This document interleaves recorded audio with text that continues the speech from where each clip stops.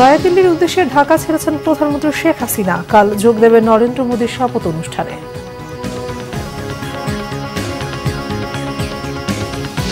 গাজীপুরেও মিলেছে বেনজির আহমেদের বিপুল সম্পদের খোঁজ। ভাওয়াল রিসোর্ট সহ বেশ কিছু এলাকায় জোর করে জমি দখলের অভিযোগ।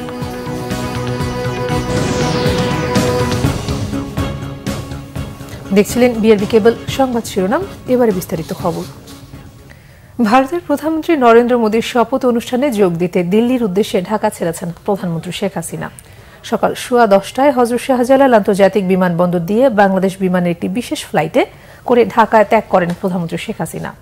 সংসদ উপনেতা বেগম মতিয়া চৌধুরী, মুক্তিযুদ্ধ বিষয়ক মন্ত্রী ক.ম মোজাম্মেল হক, সড়ক পরিবহন ও সেতুমন্ত্রী ওবায়দুল কাদের সহ মন্ত্রিসভার সদস্যরা এই সময় উপস্থিত ছিলেন।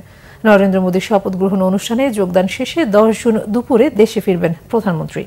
এর আগে বুধবার টেলিফোনে আলাপকালে তার সরকারের শপথ গ্রহণ অনুষ্ঠানে যোগ দেওয়ার জন্য বাংলাদেশের প্রধানমন্ত্রীকে আমন্ত্রণ জানান নরেন্দ্র মোদী। শেখ হাসিনা এই আমন্ত্রণ সাদরে গ্রহণ করেন। রবিবার নরেন্দ্র মোদীর শপথ নেওয়ার কথা রয়েছে। এ নিয়ে টানা তৃতীয় মেয়াদে ভারতের প্রধানমন্ত্রী হিসেবে শপথ নিচ্ছেন বিজেপি নেতা নরেন্দ্র মোদী।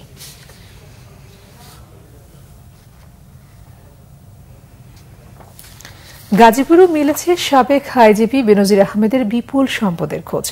ভাওয়াল রিসোর্ট সহ বেশ কিছু এলাকায় এসব সম্পদ তিনি এক প্রকার ছিনিয়ে নিয়েছেন বলে অভিযোগ ভুক্তভোগীদের। গাজীপুর থেকে মীর মোহাম্মদ ফারুকের রিপোর্ট। ক্ষমতা বড় পুঁজি ছিল সাবেক আইজিপি বেনজিরের। 5 তারকা মানের ভাওয়াল রিসোর্টের 25% মালিক হতে এক পয়সাও লাগেনি তার।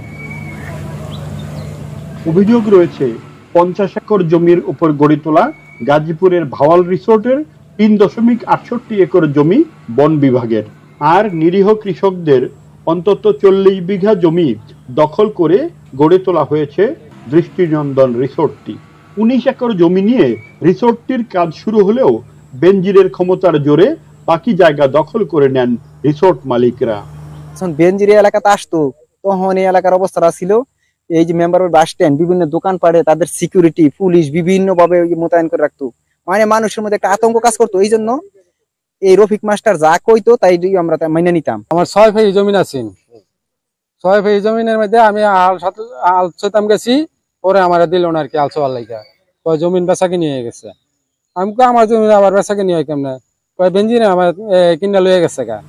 এছাড়া কালীগঞ্জেও বেনজির ও তার পরিবারের সদস্যদের নামে রয়েছে কয়েক বিঘা জমি। ভুক্তভোগীদের অভিযোগ, ভয় দেখিয়ে নামমাত্র মূল্যে এগুলো নিজের করে নিয়েছেন তিনি।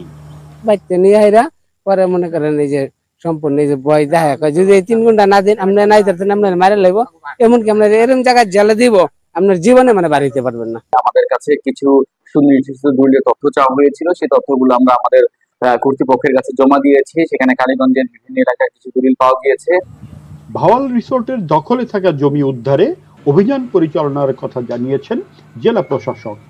স্বাভাবিক আমাদের যে উচ্ছেদের প্রক্রিয়া আছে, আমরা উচ্ছেদের প্রক্রিয়া শুরু করেছি। আমরা নোটিশ দিয়েছি, আমরা উচ্ছেদের প্রক্রিয়াতে একটু সময় দিতে হয় 1 সপ্তাহ। আমরা সেই সময় দিয়ে নিয়মিতভাবে যে আমাদের আইনানুগভাবে উচ্ছেদ প্রক্রিয়া রয়েছে, আমরা সেই উচ্ছেদ প্রক্রিয়া। সাবেক আইজিপির ক্ষমতার অপব্যবহারের দৃষ্টান্তমূলক শাস্তির দাবি ভুক্তভোগীদের। মীর মোহাম্মদ ফারুক, বাংলা ভিশন, গাজীপুর। কোরবানি উপলক্ষে গাইবান্ধায় প্রস্তুত 1,45,300-এরও বেশি গবাদি পশু। সেগুলো পরিচর্যায় ব্যস্ত সময় কাটাচ্ছেন খামারিরা। গোখাদ্য সহ বিভিন্ন পণ্যের দাম বৃদ্ধিতে বেড়েছে উৎপাদন খরচও। দাম পাওয়া নিয়ে শঙ্কায় তারা। দেশে পর্যাপ্ত পশু থাকায় অন্য দেশ থেকে পশু আমদানি হবে না বলে জানিয়েছেন জেলা প্রাণী সম্পদ কর্মকর্তা। গাইবান্ধা থেকে ফিরোজ কবিরের তথ্য ও ছবিতে ডেস্ক রিপোর্ট। প্রাকৃতিক উপায়ে স্বাস্থ্যসম্মতভাবে গরু মোটা তাজা করছেন গাইবান্ধার খামারিরা। নিষিদ্ধ কোনো ওষুধ প্রয়োগ না করে দেশীয় পদ্ধতিতে গরু পরিচর্যা চলছে বলে তারা জানিয়েছেন। তবে গোখাদ্য ও লেবার খরচ বেড়ে যাওয়ায় এবার খামারিরা বিপাকে। দাম পাওয়া নিয়ে দুশ্চিন্তায় তারা। পাশের দেশ থেকে গরু আনলে পথে বসার শঙ্কা তাদের অনেকের। 10টার মধ্যে গোসল করাবো, গোসল করে তারপরে ঘাসপাল কাটবো, ঘাসপাল কাটিয়ে আবার 12টার পর খাদ্য দেবো। যদি আমাদের মহাজন যদি লাভবান হয়, হয়তো আমাদেরকে কিছু বকশিস দেবে। আর যদি আমাদের মহাজন লাভবান না হয়, তাহলে আমরা যে গরিব মানুষ আছি আমরাও পাবো না। উনিও পাবে না। গত হাটে গরু নিয়ে গেছিলাম আমরা, বাজার কম করছে, আবার ঘুরে নিয়ে যাচ্ছি, তে আবার ফির নিয়ে যাব, দেখি আগামী কাল মঙ্গলবারে আবার হাট নিয়ে যাব, দেখি বাজার কি হয়। তো তোমার সব দিক দিয়ে খরচ বাড়তি, এবং সেই তুলনায় গরুর বাজারটা ওইভাবে বাড়তি হচ্ছে না। তবে তারপরে যদি ইন্ডিয়ান গরু না ঢোকে তবু কৃষকরা 2-1 পয়সা হয়তো পাবে। খামারিদের সহযোগিতা সহ সব ধরনের পরামর্শ দিচ্ছে প্রাণী সম্পদ বিভাগ। পশু যাতে আমদানি না হয় সেদিকে নজরদারি করা হচ্ছে বলে জানিয়েছেন তারা। বিগত প্রায় 6 মাস যাবত তাদের বিভিন্ন উৎপাদন ক্ষেত্রে, বিশেষ করে নিরাপদ মাংস উৎপাদনের ক্ষেত্রে গরু হৃষ্টপুষ্ট করানোর জন্য, খাদ্য উৎপাদন খরচ কমানোর জন্য তাদেরকে দানাদার খাদ্যের কমায় নিয়ে এসে ঘাস উৎপাদনের ক্ষেত্রে আমরা বেশি পরামর্শ দিয়েছি। পাশাপাশি কোনো কেমিক্যাল, হরমোন বা স্টেরয়েড প্রয়োগ না করে যাতে প্রাকৃতিক খাবার খেয়ে এই পশুগুলো হৃষ্টপুষ্ট করা হয়, সেই পরামর্শগুলো আমরা দিচ্ছি। গাইবান্ধায় কোরবানির পশুর চাহিদা 1,23,051টি। অতিরিক্ত 22,330টি পশু যাবে দেশের বিভিন্ন জেলায়। Bangla vision news desk.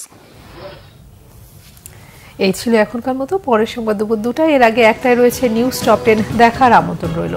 এছাড়া বাংলা ভিশন সংবাদ এবং সংবাদ সংশ্লিষ্ট অনুষ্ঠান দেখতে ভিজিট করুন www.bvnews24.com ও facebook.com/banglavisionnews এবং সাবস্ক্রাইব করুন youtube.com/banglavisionnews। ধন্যবাদ সবাইকে।